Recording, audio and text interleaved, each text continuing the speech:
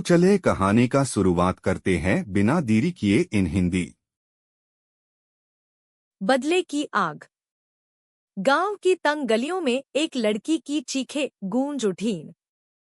रात के अंधेरे में जब पूरा गांव गहरी नींद में था, तब हवस के दरिंदों ने रागिनी की दुनिया उजाड़ दी।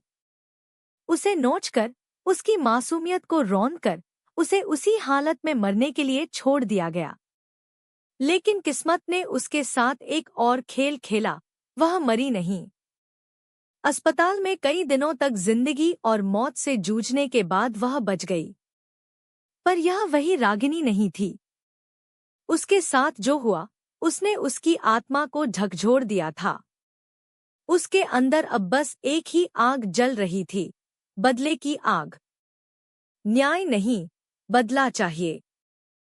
पुलिस ने अपराधियों को गिरफ्तार किया, लेकिन कुछ ही दिनों में वे छूट गए। पैसे और सत्ता की ताकत ने न्याय को खरीद लिया था। रागिनी ने देखा कि उसके आंसुओं की कोई कीमत नहीं थी। उसके माता-पिता ने भी उम्मीद छोड़ दी थी। समाज ने भी उसे ही दोषी ठहरा दिया था। पर रागिनी चुप नहीं बैठी। उसने फैसला किया कि वह इन दरिंदों को उनके किए की सजा खुद देगी। वह अब एक कमजोर लड़की नहीं थी। बदले की तैयारी। रागिनी ने खुद को मजबूत बनाना शुरू किया। उसने आत्मरक्षा की ट्रेनिंग ली, हथियारों का इस्तेमाल सीखा और अपनी कमजोरी को अपनी ताकत में बदल लिया। उसने चुपचाप उन दरिंदों की हर गतिविधि पर नजर रखना शुरू किया। गांव का सबसे ताकतवर आदमी, ठाकुर सुरेंद्र, इस अपराध का मास्टरमाइंड था। उसके 3 गुर्गे, रवि, मोहन और विकास, ने उसके साथ वह जघन्य अपराध किया था। अब ये चारों ही उसकी हिटलिस्ट में थे।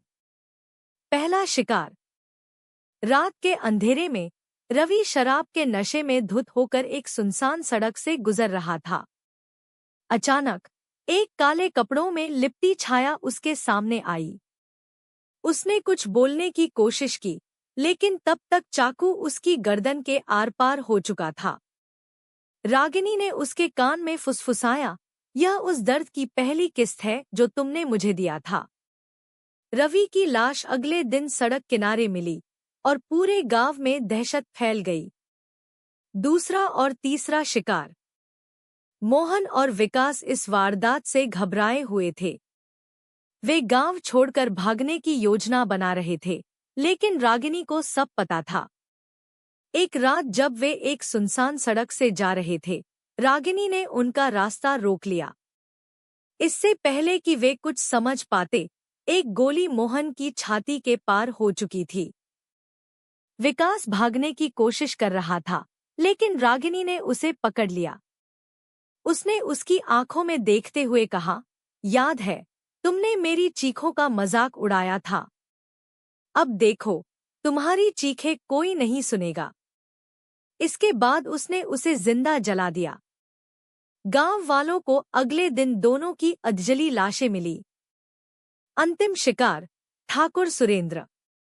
अब बस एक ही इंसान बचा था, इस खेल का असली खिलाड़ी, ठाकुर सुरेंद्र। ठाकुर को एहसास हो गया था कि ये हत्याएं कोई सामान्य घटना नहीं है। उसने खुद को बचाने के लिए अपने चारों ओर सुरक्षा कर्मियों का घेरा बना लिया। लेकिन रागिनी को कोई नहीं रोक सकता था। एक रात ठाकुर के बंगले में अचानक लाइट चली गई।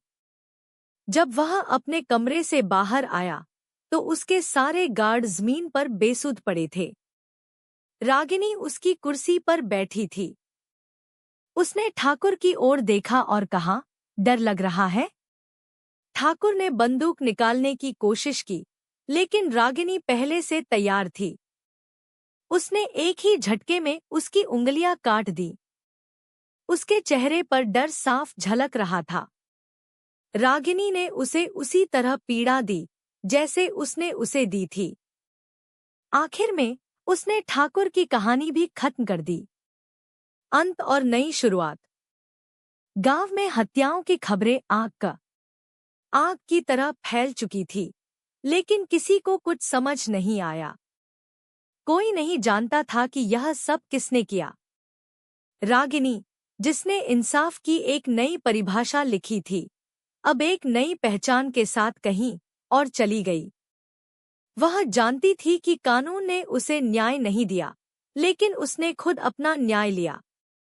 अब वह सिर्फ एक लड़की नहीं थी, वह बदले की ज्वाला थी, जिसने अपने साथ हुए अन्याय का बदला लिया और उन दरिंदों को खत्म कर दिया। बदला कभी हल नहीं होता, लेकिन कभी-कभी यह जरूरी बन जाता है। अगर आपको ये वीडियो अच्छा लगा तो लाइक करें, सब्सक्राइब करें और शेयर करें। सबसे जरूरी बेल आइकन दबाना न भूलें। ऐसे ही रोमांचक वीडियो देखने के लिए हमारे चैनल से जुड़े रहें।